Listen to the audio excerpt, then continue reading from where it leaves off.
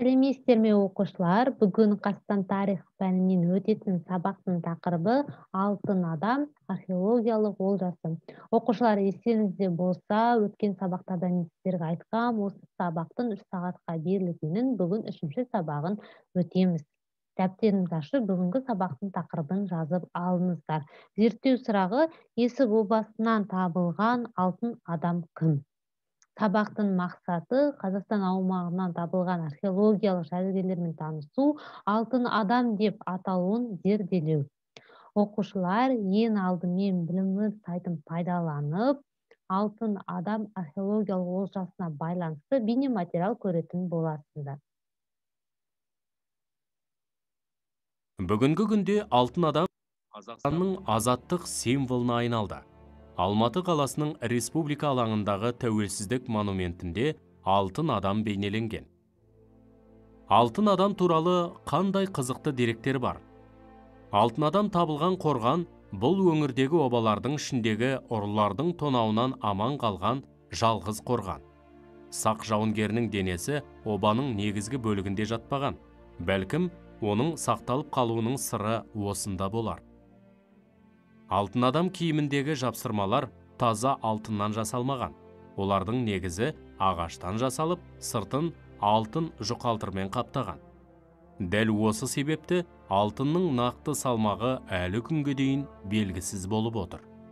Сақ жауынгері жерленген камера төбесі Тянь-Шань шыршасының бөренелерімен жабылған. Ал жауынгер арқасынан соққан қылыштың жүзінен мерт болған.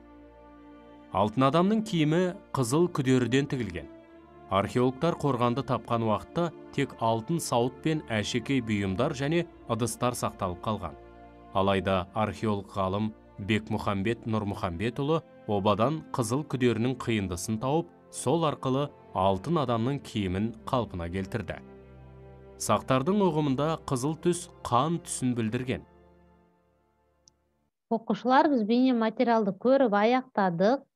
Ал енді қысқаша конспектті оқыңыздар.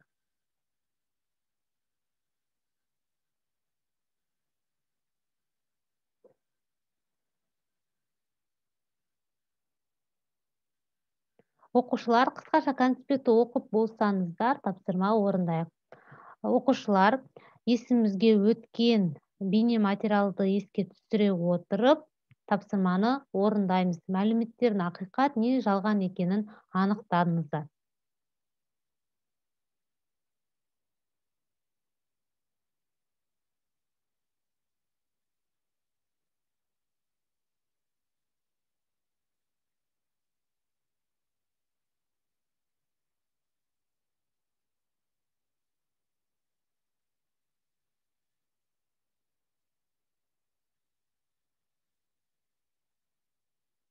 Оқушылар, тапсырманы орындап болсаңыздар, бүгінгі біздің сабақ аяқталды. Сау болыңыздар.